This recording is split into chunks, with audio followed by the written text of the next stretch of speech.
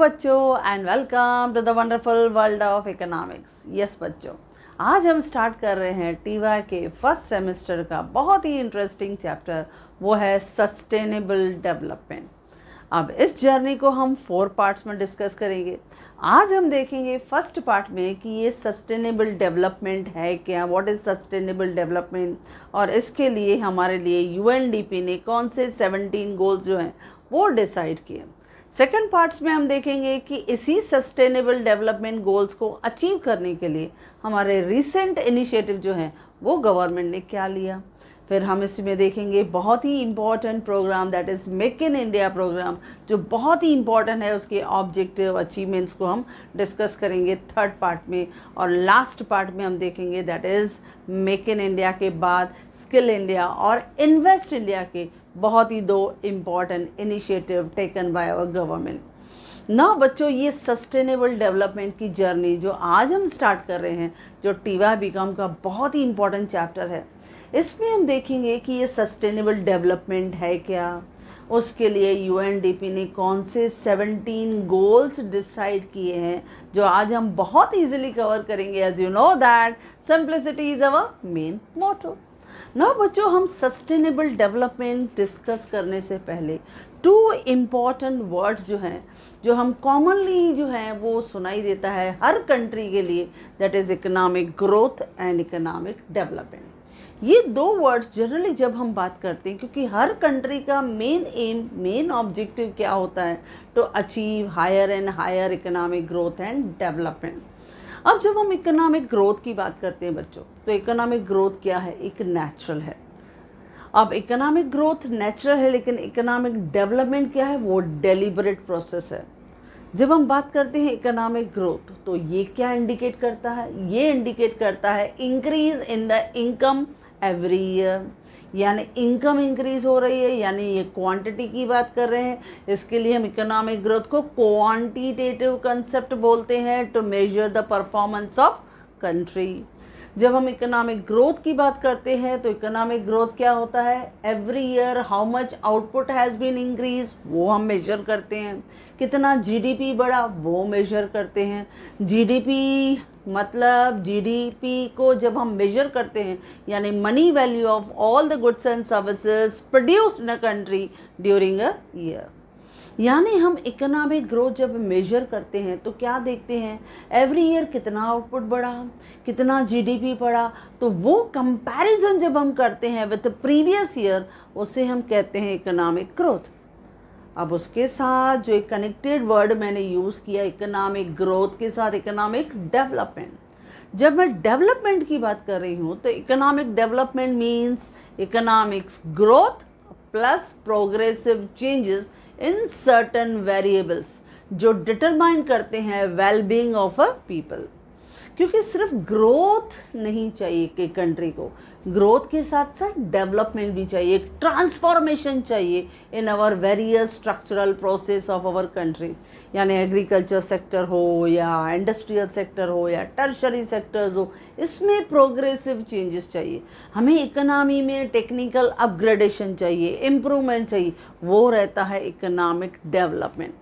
यानी economic growth, उसके साथ क्या प्लस करते हैं बच्चों, प्रोग्रेसिव चेंजेस इन बहुत सारे सेक्टर्स में, जो ओवरऑल हमारे इकोनॉमी में लोगों के चॉइसेस को एक्सपांड करते हैं, क्वालिटी ऑफ लाइफ को बहुत बढ़ा देते हैं। यानी इकोनॉमिक डेवलपमेंट क्या है, बहुत वाइडर कंसेप्ट है, लेकिन यहाँ पे हम क्वालिटी मेजर करते हैं बच्चों, यानी ये क्वालिटेटिव कंसेप्ट है जो दिखाता है improvement in the quality of life या standard of living of the people. ये एक प्रोसेस है जो दिखाता है expanding the people's various choice and availability of various opportunities for them. अब जब हम इकोनॉमिक ग्रोथ और इकोनॉमिक डेवलपमेंट की बच्चों बात कर रहे हैं, तो यहाँ पे एक और कंसेप्ट यूज़ होता है, ह्यूमन डेवलपमेंट। बराबर बच्चों, ह्यूमन डेवलपमेंट जब हम बोलते हैं, तो human development level of her nation को हम कैसे मेजर करते हैं, ह्यूमन डेवलपमेंट इंडेक्स से। बराबर बच्चों, अच्छा, ह्यूमन डेवलपमेंट इंडेक्स का नंबर को मेजर करने के लिए 3 कंपोनेंट्स की ज़रूरत होती है। नंबर 1, हमारे कंट्री का एजुकेशन रेट कितना है, यानी लिटरेसी रेट कितना है। नंबर 2 लाइफ एक्सपेक्टेंसी वो कितना है, नंबर 3 स्टैंडर्ड ऑफ लिविंग यानी जीडीपी कितना है, इनकम लेवल कितना है वो कंसिडर करते हैं। इन तीनों को प्लस करके हम 3 से डिवाइड करते हैं तो मिलता है उस कंट्री का HDI लेवल, जो हमने सेकंड चैप्टर में भी कवर किया, जहां हमने सोशल इंफ्रास्ट्रक्चर को कवर किया बहुत रिसेंटली बच्चों। उसमें हमने कंसिडर किया किस तरह से ह्यूमन डेवलपमेंट इंडेक्स नंबर जो है वो बहुत ही इम्पॉर्टेंट रोल है, जो सोशल इंफ्रास्ट्रक्चर का एक इम्पॉर्टेंट कंसेप्ट भी है।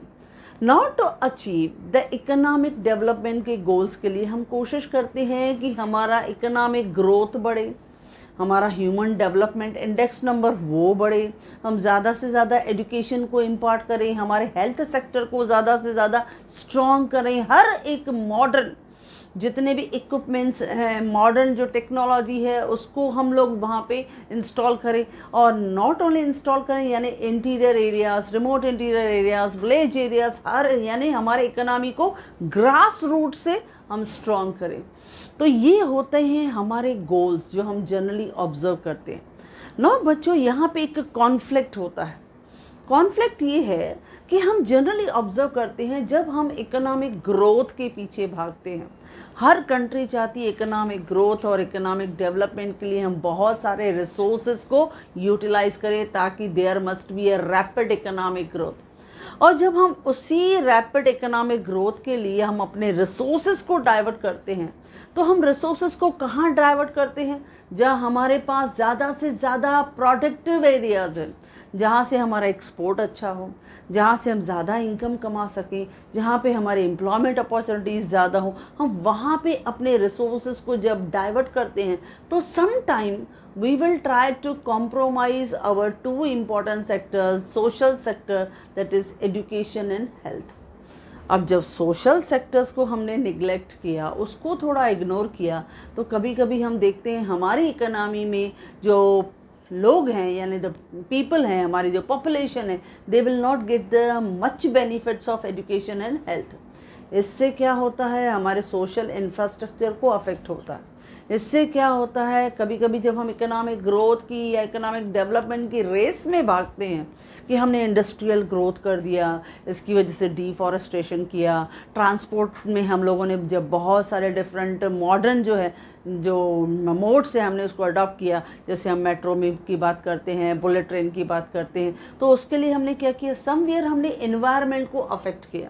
जब ऐसा होता है तो एनवायरनमेंट भी डिस्ट्रॉयड होता है, वो भी अफेक्ट होता है, यानी हमारा एनवायरनमेंट भी अफेक्ट हुआ और उसकी वजह से फिर होता है नेचुरल क्लाइमेटीज़, यानी कभी कभी हम देखते हैं हैवी फ्लड्स आ जाते हैं, कभी कभी कुछ एरियाज़ ड्राउट प्रोन एरियाज़ हो जाती हैं, वो अफेक्टेड हो जाता है। अब ये प्रॉब्लम्स जब आते हैं तो क्या हमारी इकोनॉमी जो है लॉन्ग रन में इकोनॉमिक ग्रोथ एंड डेवलपमेंट दिखा पाएगी बच्चों?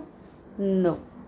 तो यहाँ से एक बहुत ही इम्पॉर्टेंट कंसेप्ट शुरू होता है, सस्टेनेबल डेवलपमेंट। जब मैं बात कर रही हूँ सस्टेनेबल डेवलपमेंट, यानी हमें अपने ग्रोथ एंड डेवलपमेंट को सस्टेन करना है, कंटिन्यू एंजॉय करना है for a long period of time.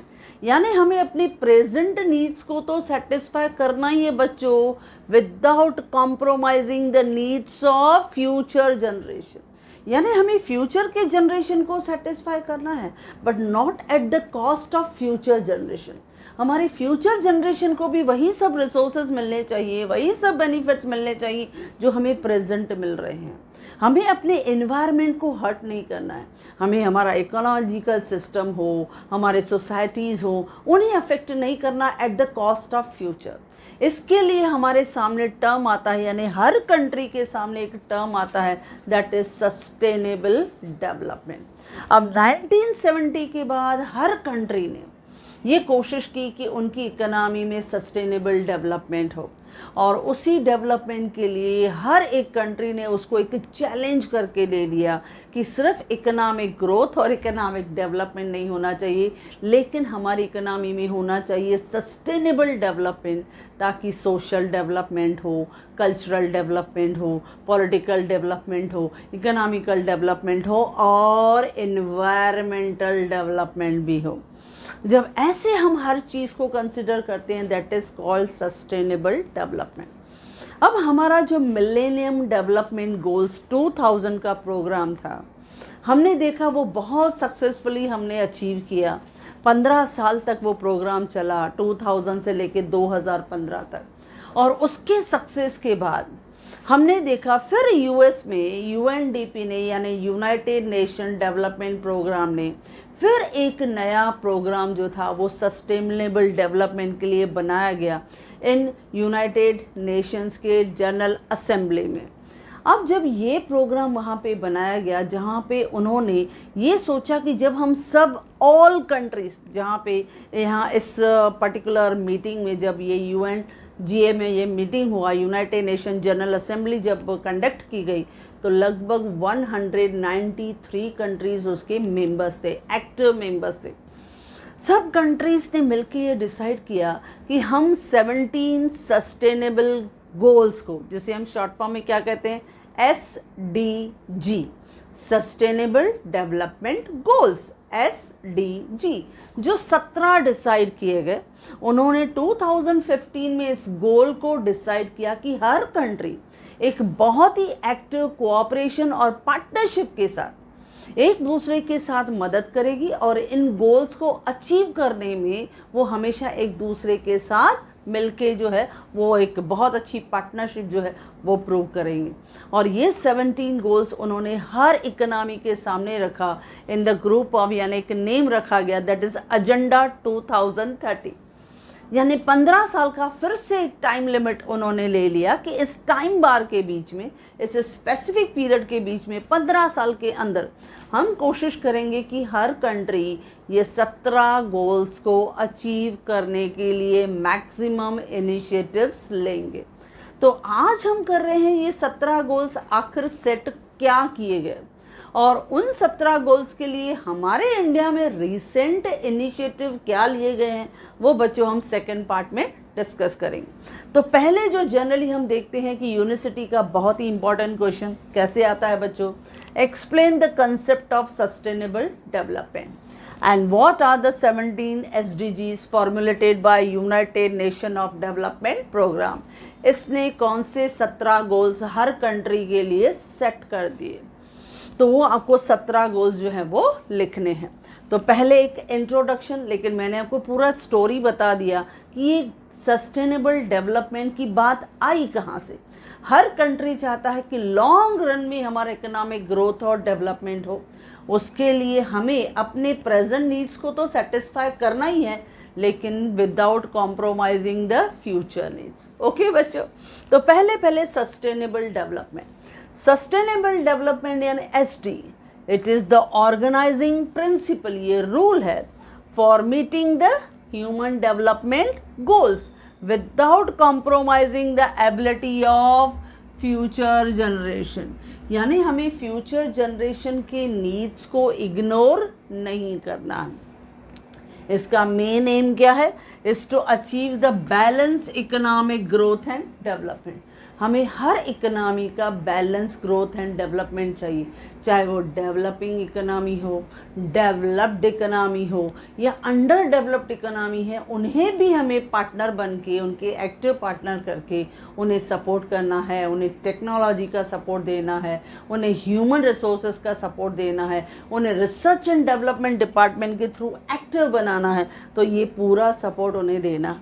Then social development, environment protection, हर तरह से हमें इकोनॉमी को स्ट्रॉन्ग और मजबूत बनाना। ओके बच्चों, अच्छा फिर ये जो हमारा प्रोग्राम था सस्टेनेबल डेवलपमेंट का कब आया बच्चों, इन सितंबर 2015। यहाँ पे यूनाइटेड नेशन में जनरल असेंबली जो थी उसने अडॉप्ट किया क्या बच्चों, 2030 का एजेंडा, यानी 2030 तक एक एजेंडा रखा उन्होंने अपने सामने गोल्स रखे, एम्स रखे, टारगेट्स रखे। उन टारगेट्स को अचीव करना है within that specific period, यानी जितने भी एफर्ट्स डालेंगे to achieve all the 17 goals, सबके लिए ये सेम कॉमन गोल्स रहेंगे। तो UNGA अडॉप्टेड 2030 का एजेंडा फॉर सस्टेनेबल डेवलपमेंट। ये ब्लैंक भी आता है बच्चों। It includes 17 sustainable development goals, जिसे हमने शॉर्ट फॉर्म में क्या कहा, SDG। इसको हम दूसरा नाम क्या कहते हैं, इनका दूसरा नाम है ग्लोबल गोल्स। यानी पूरे ग्लोब में, पूरे यूनिवर्स में जितने भी कंट्रीज़ हैं वो सब कोशिश करेंगी इन सब गोल्स को अचीव करने का, भले धीरे धीरे, क्योंकि 15 ईयर्स का टाइम स्पेन है।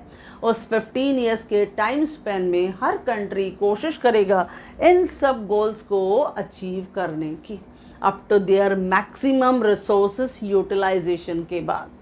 Now these goals are formulated by UNDP.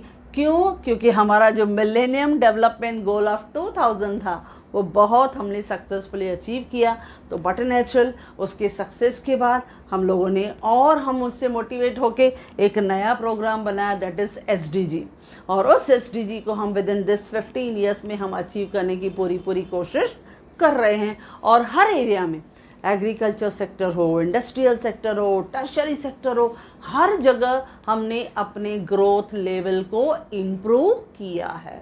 यानी हर बेटर पॉसिबिलिटीज़ जो है, फैसिलिटीज़ जो है, हर एक फैसिलिटीज़ जो है हमने उनको प्रोवाइड करने की कोशिश की है, और वो भी विथ मॉडर्न अम्यूनिटीज़ के साथ, और वो भी विदाउट कॉम्प्रोमाइजिंग फ्यूचर नीड्स। और उसमें भी हम सोशल इंफ्रास्ट्रक्चर को साथ लेके चल रहे हैं। यानी हम कहीं पे भी सोशल इंफ्रास्ट्रक्चर के साथ, यानी एजुकेशन और हेल्थ के साथ कॉम्प्रोमाइज़ नहीं कर रहे हैं।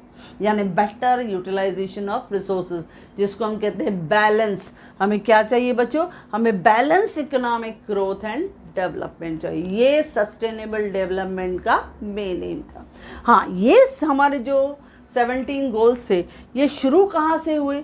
ये 17 डेवलपमेंट गोल्स जो थे इनिशिएट हुए फ्रॉम 1 जनवरी 2016, यहाँ से स्टार्ट हुए। तो चलो देखते हैं इसमें 16 गोल्स टारगेट रखे क्या गए। पहला गोल रखा गया हर कंट्री के सामने, नो पॉवर्टी। यानी किसी भी कंट्री में पॉवर्टी का प्रॉब्लम नहीं एग्जिस्ट करेगा। अगर है तो you have to take some initiatives. आपको कुछ प्रोग्राम्स फॉलो करने पड़ेंगे ताकि वो प्रॉब्लम रिड्यूस हो। अच्छा, इसके लिए हम नेक्स्ट पार्ट में देखेंगे कि पॉवर्टी को रिड्यूस करने के लिए हमारी गवर्नमेंट ने बहुत सारे प्रोग्राम्स जो हैं, जैसे हम देखते हैं दीन दयाल अंत्योदय योजना है, या मनरेगा प्रोग्राम्स हैं, या हम प्राइम मिनिस्टर का जीवन ज्योति प्रोग्राम, ऐसे बहुत सारे प्रोग्राम हैं जिन्होंने हमारे रूरल एरियाज़ को बहुत ज़्यादा सपोर्ट किया है, चाहे एम्प्लॉयमेंट देने में, चाहे उनका जो फूड सिक्योरिटी है उनको इंश्योर किया है। हर तरह से कोशिश किया है कि पॉवर्टी जो है वो रिड्यूस हो। हर तरह से ये एफर्ट किया गया है कि हर एरिया, चाहे रूरल एरिया हो चाहे अर्बन एरियाज हो, उन्हें इस तरह का असेस मिलना चाहिए, फैसिलिटीज़ मिलना चाहिए कि there should not be any poverty नहीं होना चाहिए। तो पहला टारगेट ये होगा, नो पॉवर्टी। अच्छा बच्चों, मैंने कुछ गोल्स के सामने स्टार लगाए हैं।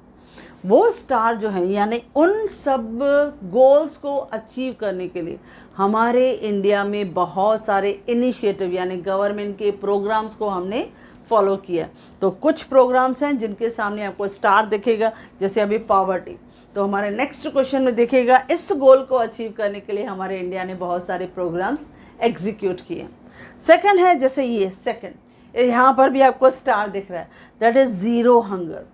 कोई भी भूखा नहीं रहेगा, कोई भी स्टार्विंग की वजह से उसका डेथ नहीं होगा। यानी हमारा पब्लिक डिस्ट्रीब्यूशन सिस्टम इतना स्ट्रांग होगा कि हर एक को, जैसे मैंने कहा कि दीन दयाल अंत्योदय योजना, यानी हर एक एरियाज़ में मैंने कहा कि ये जितने भी गोल्स हैं वो ग्रास रूट से काम करेंगे बच्चों। यानी कितने भी रिमोट इंटीरियर एरियाज़ हो, कितने भी हमारे विलेज एरियाज़ हो, अंडर डेवलप्ड एरियाज़ हो, वहाँ पर भी ये गवर्नमेंट के प्रोग्राम जो हैं वो एक्टिवली काम करेंगे, और उनको हमारे गवर्नमेंट के जो भी हमारे प्रोग्राम्स और पॉलिसीज़ का बेनिफिट है वो वहाँ तक पहुँचेगा, यानी गरीबों तक वो मदद पहुँचेगी। तो इसके लिए कोई भी भूखा नहीं सोएगा, तो इसके लिए ज़ीरो हंगरनेस रहेगा। यानी इस प्रोग्राम के थ्रू हम क्या कोशिश करेंगे, टू अचीव द फूड का सिक्योरिटी। और सिर्फ खाली फूड का सिक्योरिटी नहीं है, लेकिन उन्हें न्यूट्रिशनल फूड मिलेगा।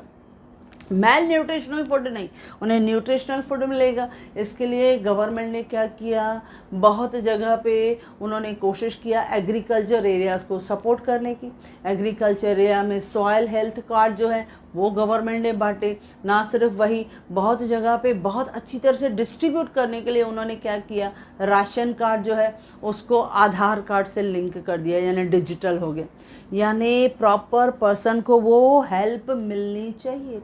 ना सिर्फ ये फाइनेंशियल सपोर्ट भी गवर्नमेंट ने प्रोवाइड किया, ना सिर्फ ये कि बहुत सारी एरियाज़ में गवर्नमेंट ने जो है high yielding variety of seeds हो, फर्टिलाइजर्स हो, पेस्टिसाइड्स हो, वो भी प्रोवाइड किए ताकि हमारी प्रोडक्टिविटी बढ़े। जब किसानों की प्रोडक्टिविटी ज़्यादा होगी, सप्लाई ज़्यादा होगी, तो हमारे पास ज़्यादा स्टॉक होगा फॉर पब्लिक डिस्ट्रीब्यूशन सिस्टम। तो ये भी हमने कोशिश किया। इससे क्या होगा, प्रमोट होगा सस्टेनेबल एग्रीकल्चर, यानी लॉन्ग रन में हमारा एग्रीकल्चर बढ़ेगा भी और वहाँ पे कोई सॉइल पोल्यूशन भी नहीं होगा। या हम लोग कोशिश करेंगे फूड की सप्लाई ज़्यादा से ज़्यादा हो। इसके लिए उनके पास किसानों के लिए हम लोग सेकेंड मॉड्यूल में जो हम ऑलरेडी कर चुके हैं कि बहुत से एग्रीकल्चर एरियाज़ में जो भी किसानों के प्रॉब्लम है, चाहे वो ट्रांसपोर्टेशन से रिलेटेड हो, फाइनेंशियल मैटर से रिलेटेड हो, या वेयर हाउसिंग से रिलेटेड प्रॉब्लम हो, बहुत से प्रॉब्लम मार्केटिंग के गवर्नमेंट ने उनके सॉल्व किए हैं। उनको रेगुलेटेड जितने भी मार्केट्स हैं वो प्रोवाइड किए हैं, उनको इंस्टीट्यूशनल फाइनेंशियल सपोर्ट प्रोवाइड किया, एक प्रॉपर इनेबलिंग एनवायरनमेंट जो है वो एग्रीकल्चर एरिया में प्रोवाइड किया है, ताकि इतना हमारे पास एग्रीकल्चर स्टॉक हो कि हर एक एरिया में इनफ सप्लाई ऑफ फूड जो स्टफ है वो प्रोवाइडेड होना चाहिए। तो इसके लिए 0 हंगर। ओके बच्चों, थर्ड है हमारा गोल था गुड हेल्थ एंड वेलबींग।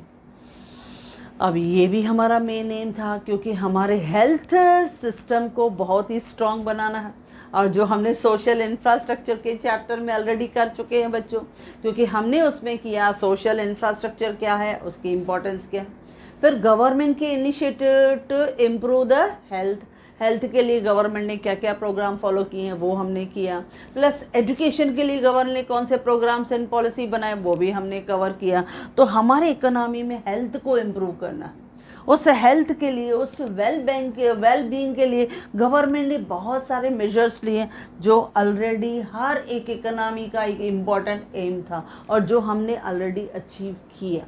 जो मैंने आपको एग्जाम्पल भी दिया कि कोरोना जैसा इतना बड़ा पेंडेमिक आया जिसमें डेवलप कंट्रीज जो थे उन्हें भी लग गया कि इतना मोर्टेलिटी रेट हम कैसे कंट्रोल करेंगे, लेकिन हमारी इंडिया जो डेवलपिंग इकोनॉमी है उसका जो हेल्थ सेक्टर है, हमारे पास जो पैरामेडिकल स्टाफ है, पैरामेडिकल सर्विसेज हैं या ट्रांसपोर्टेशन की सर्विसेज हैं, हम सोच रहे थे क्या हम इस प्रॉब्लम को एफिशिएंटली हैंडल कर पाएंगे, लेकिन सक्सेसफुली किया because of better health services, because of better human development services in our economy. हमारा जो ह्यूमन डेवलपमेंट रिसोर्स था वो इतना पावरफुल था कि हमारे पास गुड हेल्थ और वेलबींग जो है वो हमारे पास पॉसिबल हो पाया। तो ये थर्ड गोल था कि हर इकोनॉमी का जो लाइफ एक्सपेक्टेंसी रेट है, जो हमने देखा गोल रखा था कि ये जो हमारा लाइफ एक्सपेक्टेंसी रेट है डेवलपिंग कंट्री का कितना होना चाहिए, अभी 70 होना चाहिए। एट प्रेजेंट 66 है, 66 ईयर, लेकिन हम उसे धीरे धीरे बढ़ा के 70 ईयर्स तक लाना चाहते हैं। यानी हर एक एरियाज़ में, यानी रूरल एरियाज़ में भी हम देख रहे हैं कि जो सब सेंटर्स हैं या प्राइमरी जो हमारे हेल्थ सेंटर्स हैं या कम्युनिटी हेल्थ सेंटर्स हैं, डिस्ट्रिक्ट हॉस्पिटल्स हैं, हमने देखा था कि ये पूरा health infrastructure primary level, secondary level, tertiary level पे गवर्नमेंट प्रोवाइड करने की कोशिश करती है, ताकि हमारे इकोनॉमी में इतना हेल्थ सेक्टर स्ट्रांग हो कि मॉर्टेलिटी रेट कम से कम हो। ना सिर्फ मॉर्टेलिटी रेट, मैटरनिटी के दौरान भी रेट डेथ जो है वो कम हो, प्लस उसके अलावा जो न्यू बॉर्न बेबी है अगर वो सिक है तो उसके लिए भी पेडियाट्रिशियन और बहुत सारे मेडिकल इक्विपमेंट्स वहाँ पे प्रोवाइडेड हो। ना सिर्फ ये, लेकिन अच्छे जो आपके कुछ थ्रेटनिंग डिसीज़ेस हैं, जैसे हम कहते हैं कि बहुत से डिसीज़ जैसे कैंसर है, HIV है, या सपोज़ हार्ट सर्जरीज़ हैं, या हम किडनी ट्रांसप्लांटेशन देखते हैं, या किडनी से रिलेटेड कुछ डिसीज़ेस आते हैं, तो वो सब सर्विसेज हर एक एरिया में अवेलेबल होना चाहिए, वो भी एट अफोर्डेबल कॉस्ट। नेक्स्ट है फोर्थ, क्वालिटी ऑफ एजुकेशन, जो हमने ऑलरेडी पढ़ा भी है कि एक अच्छा एजुकेशन सिस्टम कैसा होना चाहिए, उसके लिए गवर्नमेंट कौन कौन से डिफरेंट प्रोग्राम्स जो है वो फॉलो करती है। तो क्वालिटी ऑफ एजुकेशन ये हर एक कंट्री का इम्पॉर्टेंट एम रहेगा। तो ये दोनों सोशल इंफ्रास्ट्रक्चर का ही हिस्सा है, जिसमें गवर्नमेंट क्या इंश्योर करेगी, इंक्लूसिव ग्रोथ, इंटरनली हमारा इकोनॉमी जो है वो स्टेबल बनेगा, equitable quality of education will be provided not only in the urban areas but in the rural areas, वहाँ पे भी अवेलेबल होगी। प्लस हमें प्रमोट करना है life long learning opportunities for all, सबके लिए सब सुविधाएं एजुकेशन की अवेलेबल रहेगी, चाहे वो प्राइमरी लेवल हो, चाहे सेकेंडरी लेवल हो, चाहे हायर सेकेंडरी लेवल हो, चाहे हम लोग डिग्री कॉलेज लेवल देखें या टेक्निकल हम लोग नॉलेज देखें, हायर अगर हम लोग डिग्री लेवल पे देखते हैं, मास्टर्स वगैरह, वो सब डिग्रीज जो हैं हर एक एरियाज़ पे equal opportunities for all available होना चाहिए, ताकि हमारा जो मेन एम है कि जो इंक्लूसिव ग्रोथ चाहते हैं, ग्रोथ विथ इक्विटी, हम इक्विटी के साथ बढ़ना चाहते हैं, एक balanced economic growth and development चाहते हैं, उसको अचीव कर पाए। नेक्स्ट है that is goal number 5, that is gender equality. अब देखो ये सस्टेनेबल डेवलपमेंट का एक इम्पॉर्टेंट हिस्सा है, हमें जेंडर इक्वालिटी चाहिए। जनरली हम देखते हैं मैन एंड वुमेन इन दोनों के लिए इक्वल अपॉर्चुनिटीज़ अवेलेबल हैं, फिर भी हम अपनी इकोनॉमी में देखते हैं we will try to empower the women and girls, जैसे बेटी बचाओ बेटी पढ़ाओ, क्योंकि रूरल एरियाज़ में हम जेंडर इनइक्वालिटीज़ देखते हैं।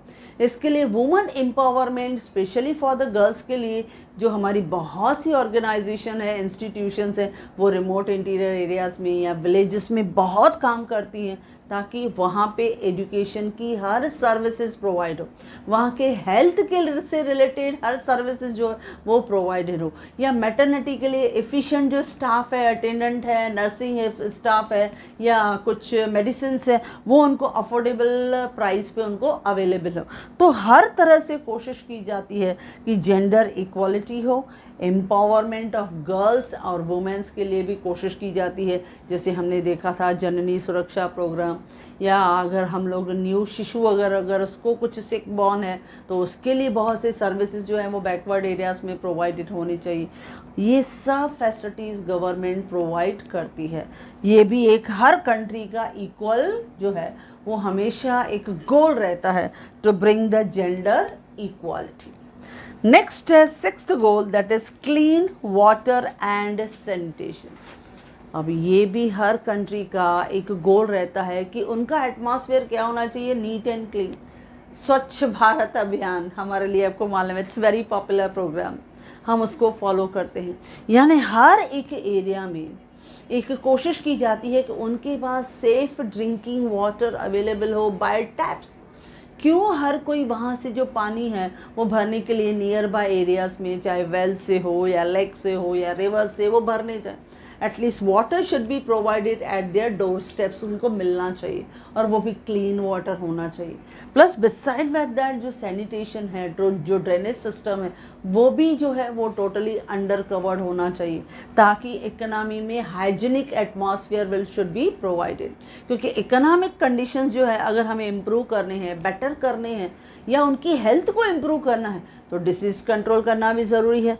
तो इसके लिए क्लीन वाटर एंड सैनिटेशन जो है वो हमें प्रोवाइड करना है, ये हमारा नेक्स्ट गोल है। उसके लिए हम क्या करना चाहते हैं, we will try to ensure the availability and sustainable management of water.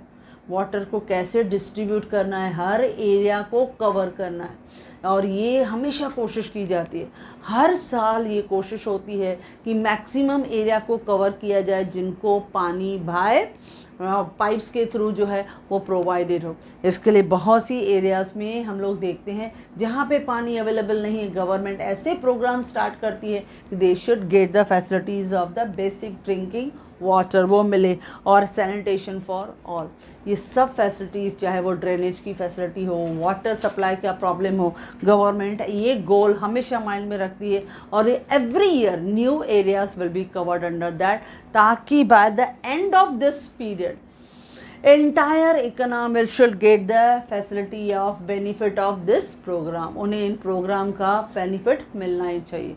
ये कोशिश हमेशा हर गवर्नमेंट करती है कि each and every population of our country must get the benefit of clean water और सैनिटेशन। ओके बच्चों, नेक्स्ट रहता है goal number 7, that is affordable और क्लीन एनर्जी।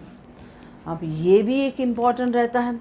आजकल हर एक एरिया में हमारी गवर्नमेंट कोशिश करती है अफोर्डेबल और क्लीन एनर्जी जो है वो हर जगह मिलना ही चाहिए।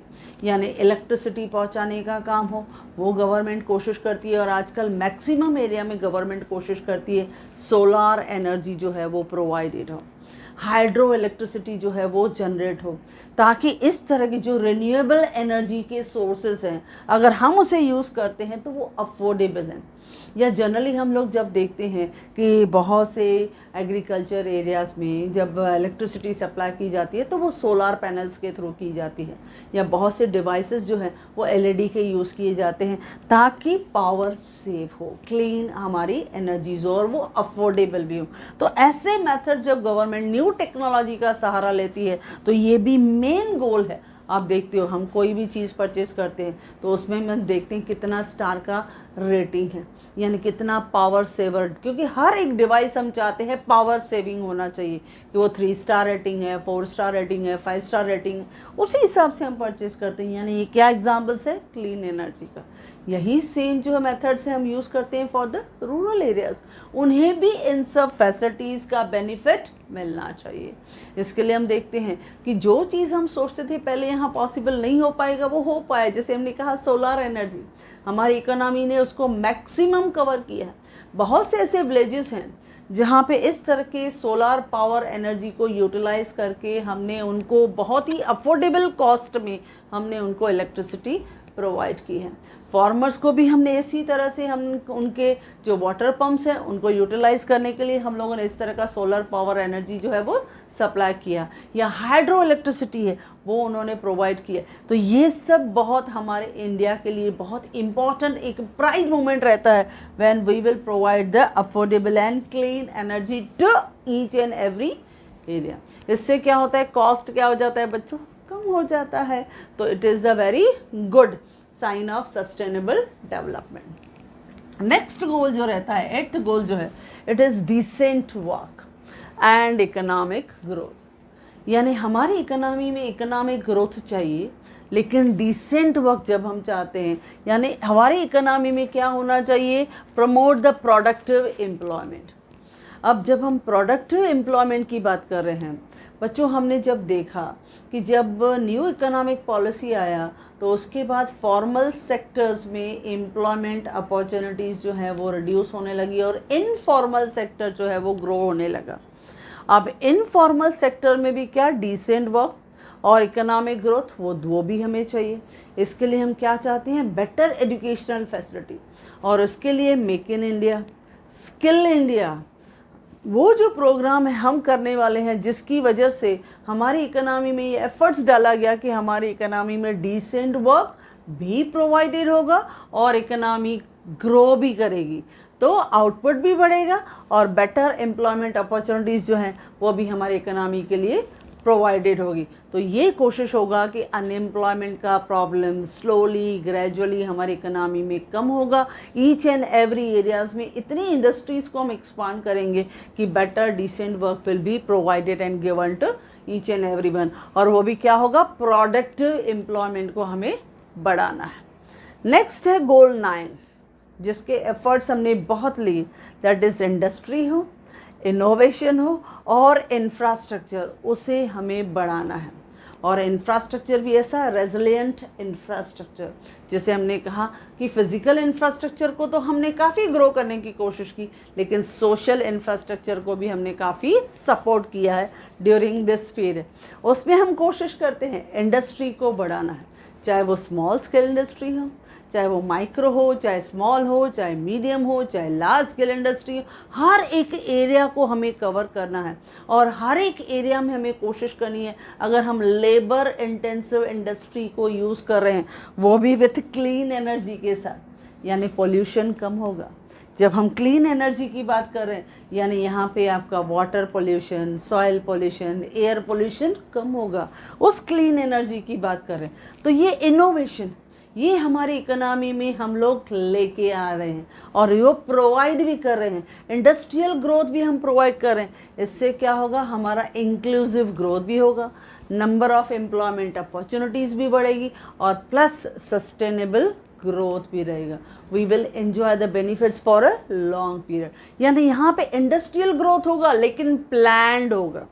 जब हम प्लान्ड इंडस्ट्रियल ग्रोथ करते हैं तो हमारा पोल्यूशन नहीं होता, यानी एनर्जी क्लीन होती है। तो इंडस्ट्रीज़ जहाँ पे इनोवेशनल ग्रोथ होगा, यहाँ पे हम इंक्लूसिव ग्रोथ लेके आएंगे, सस्टेनेबल इंडस्ट्रियलाइजेशन हम लेके आएंगे एंड फास्टर इनोवेशन। यानी बहुत सी एरियाज़ ऐसे हैं जहाँ पे हम इतने न्यू इनोवेटिव आइडियाज़ और टेक्नोलॉजी लेके आए हैं that will be easily shared with the other country. और ये होता है क्योंकि जब हम लोग देखते हैं कि फॉरेन डायरेक्ट इन्वेस्टमेंट होता है, तो वो foreign direct investment some time funds में होता है, some time in the form of technology भी होता है। तो इस तरह से इंडस्ट्री और innovation is the main aim, जिसके लिए हमारे इंडिया ने बहुत से इनिशिएटिव लिए हैं जो हम करने वाले हैं बच्चों। 10th गोल है रिड्यूस इनइक्वालिटी। अब ये भी हमारा जो गोल है, हर कोई चाहेगा कि इनइक्वालिटी ऑफ इनकम और वेल्थ वो रिड्यूस करना है। जेंडर हम लोगों ने किया, इक्वालिटी वो भी लेके आना है, लेकिन इनइक्वालिटीज़ जो हैं वो भी हमें रिड्यूस करने हैं। यानी इनइक्वालिटीज़ जो हम लोग देखते हैं इनकम में है, वेल्थ में है, या इनइक्वालिटीज़ हम देखते हैं रूरल एरियाज़ और अर्बन एरियाज़ में, वो हमें रिड्यूस करने। उसके लिए हम इंफ्रास्ट्रक्चर्स बेटर प्रोवाइड करते हैं, उसके लिए हम एजुकेशन फैसिलिटीज़ हर एरिया में प्रोवाइड करते हैं, उसके लिए हम हेल्थ सेक्टर को हर एरियाज़ में प्रोवाइड करते हैं, ताकि हर एक एरियाज़ को इक्वल अपॉर्चुनिटीज़ मिले। That is the main goal कि हमें इनइक्वालिटी को रिड्यूस करना। हर जगह पे पढ़ने के हर एक फैसिलिटीज़ होना चाहिए, हॉस्पिटलाइजेशन के हेल्थ फैसिलिटीज़ मिलना चाहिए, काम काज करने के लिए जो फैसिलिटीज़ है, employment opportunity, they should get the better opportunities. तो हमारी इनइक्वालिटीज़ जो होगा वो रिड्यूस होगा। तो ये हमारा नेक्स्ट 10th गोल है। 11th गोल हमने रखा सस्टेनेबल सिटीज़ एंड कम्युनिटीज़। हमारे सिटीज़ कैसी रहेंगी? स्मार्ट सिटीज़ रहेंगी, प्लान्ड सिटीज़ रहेंगी, ताकि हमारे इकोनॉमी का ग्रोथ तो हो लेकिन वो स्मार्ट सिटीज़ हो। स्मार्ट सिटीज़ जब हम बोलते हैं ना, यानी यहाँ पे आपका फिर से हम कहेंगे कि जो हमारा एनवायरनमेंट हो वो स्वच्छ हो, यानी हमारा एनवायरनमेंट आसपास का अफेक्टेड नहीं हो, वहाँ पे क्लीन वाटर हो, उनका ड्रेनेज सिस्टम हो, प्लान्ड है, यानी वहाँ पे पोल्यूशन का प्रॉब्लम नहीं होगा।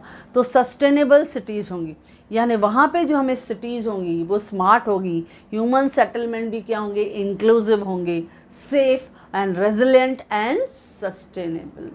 ये हमें ध्यान देना है, क्योंकि जब प्लान्ड हो, देखो हम लोग जब अब्रॉड जाते हैं, डेवलप्ड इकोनॉमी में जाते हैं, तो वहाँ पे आप देखो किस तरह से उनका कंस्ट्रक्शन किया होता है, सिस्टम से, प्लान से किया रहता है, ताकि उनका जो फिज़िकल इंफ्रास्ट्रक्चर है, चाहे रोडवेज़ हो, रेलवेज़ हो, एयरपोर्ट्स हो, उनको वो सिस्टमेटिकली ग्रो कर पाएँ। लेकिन जब यहाँ हम लोग देखते हैं डेवलपिंग इकोनॉमीज़ हैं या अंडर डेवलप्ड इकोनॉमीज़ हैं, अगर वहाँ पे सिटीज़ को वो प्लान्ड करके नहीं बनाते तो यू विल सी दैट फिर बहुत से आप प्रॉब्लम्स जो है वो देखते हैं। एनर्जी हर जगह नहीं पहुंच पाती है, या हर जगह पानी की जो फैसिलिटीज़ है वो नहीं प्रोवाइड हो पाती है।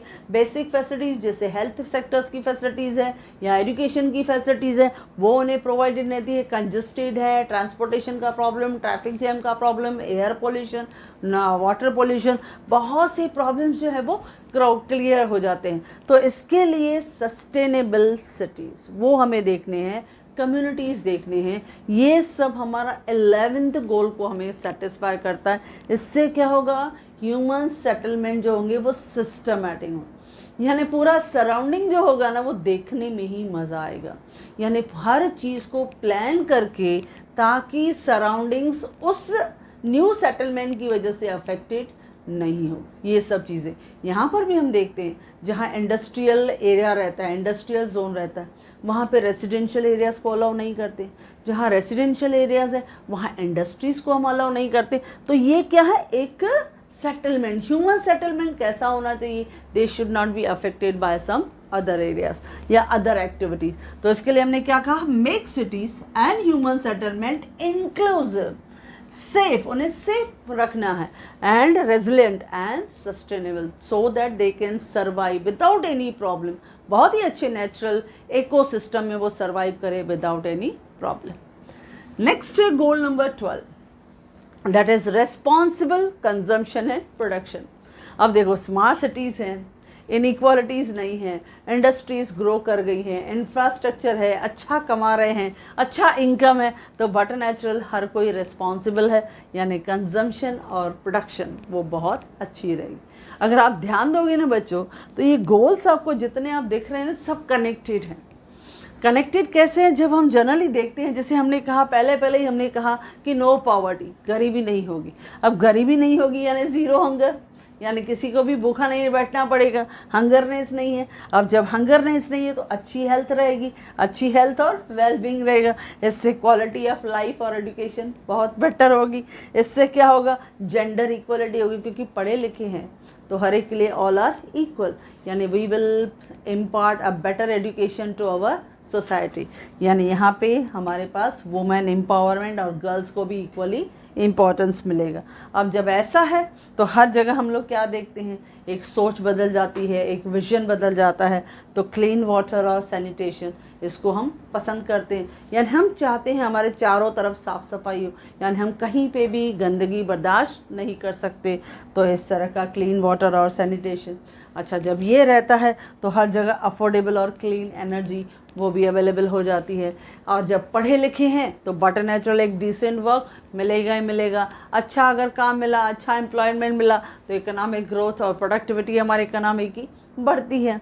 अच्छा, प्लस जब काम करने वाले ह्यूमन रिसोर्सेज इतना पावरफुल है, तो बट नेचुरल वैन टैलेंटेड ह्यूमन रिसोर्सेज हैं, इंडस्ट्रियल ग्रोथ रहेगा, इनोवेशन रहेगा और इंफ्रास्ट्रक्चर ग्रोथ बढ़ेगा। देखो कैसे कनेक्टेड है। और जैसे ऐसे सब बढ़ता है, you will see that her economy grow कर रही है, रूरल एरिया, अर्बन एरिया। तो क्या इनइक्वालिटी रहेगी? नहीं, इनइक्वालिटी गायब हो जाएगी, रिड्यूस हो जाएगी। इससे हर इकोनॉमी इक्वली ग्रो करेगी, गांव भी शहरों में कन्वर्ट होने लगे।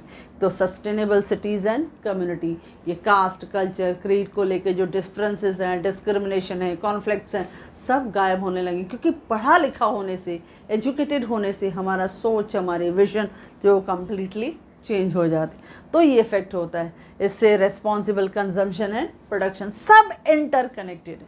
और जब इस तरह का एटमॉस्फेयर है तो देखो गोल नंबर 13, एक climate action to combat the climate change. यानी हम कोशिश करते हैं कि हम इकोनॉमी में जब ग्रो कर रहे हैं, जब हम इकोनॉमी डेवलप कर रही है, हम अपनी प्रोडक्टिविटी बढ़ा रहे हैं, हम इंडस्ट्रियल सेक्टर को बढ़ा रहे हैं, हम एग्रीकल्चर सेक्टर को बढ़ा रहे हैं, हम सर्विसेज को प्रोवाइड कर रहे हैं, लेकिन उसके लिए हमें क्लाइमेट के साथ कोई कंप्रोमाइज़ नहीं करना है।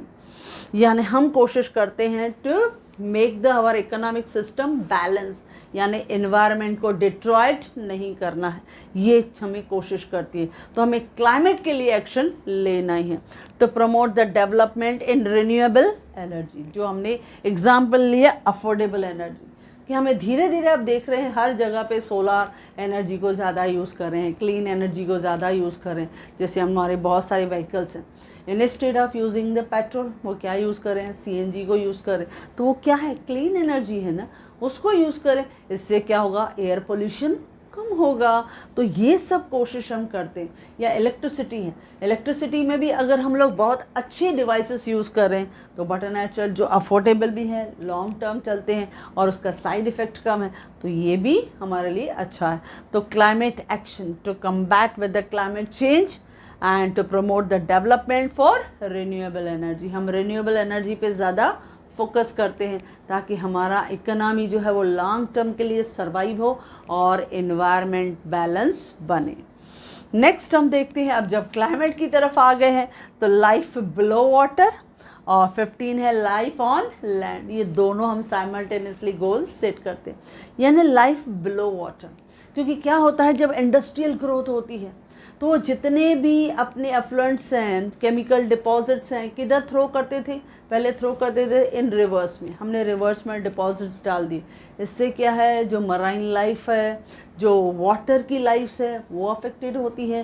पीने का पानी है वो पोल्यूटेड होता है, कॉन्टेमिनेटेड होता है वाटर, तो हमारे लाइफ पे इफेक्ट होगा। नॉट ओनली हमारे लाइफ पे, लेकिन जो पानी के अंदर लाइफ है उस पर भी इफेक्ट आता है। तो लाइफ बिलो वाटर उन्हें भी प्रोटेक्ट करना है, ये हमारा गोल है। यानी we will try to conserve the sustainable use of oceans हो, चाहे सीज हो या मराइन रिसोर्सेज हो, फॉर अ सस्टेनेबल ग्रोथ। कोशिश करनी है हर एक को प्रोटेक्ट करना, यानी कोई भी पानी का पोल्यूशन नहीं चाहिए हमें, वाटर लाइफ को भी कभी अफेक्ट नहीं करना है। दैट इज़ अवर नेक्स्ट गोल और इसके लिए भी हमने बहुत सारे एफर्ट्स लिए हुए हैं। नेक्स्ट है goal number 15, that is life on land. अब लाइफ ऑन लैंड पे जैसे हमने कहा, अगर हम इंडस्ट्री बढ़ाते हैं, हम हाईवेज़ बनाते हैं, फ्लाईओवर्स बनाते हैं, उसके लिए या सपोज बुलेट ट्रेन का प्रोजेक्ट है, अगर उसके लिए, या टनल है, टनल बनाने के लिए कभी कभी माउंटेन्स को भी हम ब्रेक करते हैं। तो जब इस तरह से लाइफ ऑन लैंड हम बनाते हैं, ग्रो करते हैं, उसके लिए इन्वायरमेंट को बहुत ही केयरफुली बैलेंस करके चलना है, उसको भी प्रोटेक्ट करना है। क्योंकि ग्रीन लेयर जब हमारा हट जाता है तो यू नो दैट कि ग्रीन हाउस इफेक्ट, उसकी वजह से ग्लोबल वार्मिंग का प्रॉब्लम आता है, जिसकी वजह से जो हमारी नेचुरल क्लाइमेटीज़ है उनका अटैक्स ज़्यादा रहता है। ग्लेशियर्स जो हैं वो ज़्यादा से ज़्यादा, उनमें हीट बढ़ जाती है, ज़्यादा से ज़्यादा वाटर डिपॉजिट होगा तो फ्लड क्रिएट होगा। तो ये सब लाइफ ऑन लैंड, उससे भी हमें प्रोटेक्ट करना है। तो इसके लिए protect, restore and promote the our ecosystem, हमें अपने इकोलॉजी को बचाना है, मैनेज करना है फॉरेस्ट को, उन्हें मैनेज करना है। और डेजर्ट्स, सिर्फ फॉरेस्ट नहीं, डेजर्ट्स को भी मेंटेन करना है, मैनेज करना है। लॉस ऑफ बायोडाइवर्सिटी, अगर बायोडाइवर्सिटी को हम अफेक्ट करते हैं तो उस लॉस को भी हमें कहीं ना कहीं वापस हमें मैनेज करके आगे ग्रो करना है, ताकि वो कभी भी हमारे जो स्पेशीज़ हैं या हमारे जो फ्लोरा एंड फना है वो टोटली डिसअपियर नहीं हो। तो इस तरह से मैनेज करना है loss of biodiversity, deserts etcetera. यानी लाइफ ऑफ लैंड जो है वो भी हमारा बैलेंस होना चाहिए, उसको हमेशा इफ़ेक्ट नहीं होना चाहिए। यानी फ्यूचर के लिए इस तरह से हमें अपनी लैंड को डिस्ट्रॉय नहीं करना है कि फ्यूचर जनरेशन को उसकी कॉस्ट पे करनी पड़े। तो इस तरह से गोल 15 है लाइफ ऑन लैंड, वो भी हमें मैनेज करके चलना। 16 गोल है पीस एंड जस्टिस। अब जब सब सेट हो गया, यानी हमने देख लिया दैट इज़ क्लाइमेट को भी हमने बैलेंस कर लिया, लाइफ बिलो वाटर भी मैनेज कर लिया, लाइफ ऑन लैंड भी हमने मैनेज कर लिया, तो नेक्स्ट क्या होगा, पीसफुल लाइफ होगा। फिर हमें क्या देखना है, पीस एंड जस्टिस, सबके साथ इंसाफ होना चाहिए, उसके लिए हमें एफर्ट्स डालने हैं। यानी एक स्ट्रॉन्ग इंस्टीट्यूशंस होना चाहिए जो हमारे इकोनॉमी के पीस एंड हार्मनी के लिए वर्क हो जाए, not only national level but at international level. You know that बहुत सारे इंस्टीट्यूशंस हैं, ऑर्गेनाइजेशन है जो ग्लोबल हार्मनी के लिए, यूनिटी के लिए, पीस के लिए हमेशा काम करती हैं। कुछ भी कॉन्फ्लिक्ट हुआ तो they will try to intervene it and try to maintain the harmony. Okay बच्चों, तो ये हर एक कंट्री का एक 16 गोल रहता है। लास्ट 17 गोल वो रहता है कि एक partnership to achieve the goals, यानी पूरे जितने भी कंट्रीज़ हैं, क्योंकि जैसे मैंने कहा कि ये जब पूरा 2030 का एजेंडा सेट किया बाय द UNGA यानी यूनाइटेड नेशन जनरल असेंबली में, जब ये गोल्स रखे गए, गोल्स बनाए किसने? यूएनडीपी ने, that is United Nation Development Programme ने ये गोल्स बनाए। अब उसमें 193 मेंबर्स जो थे, जो एक्टिवली उन्होंने एक्सेप्ट किया कि हाँ ये 17 गोल्स हम 2030 तक अचीव करेंगे।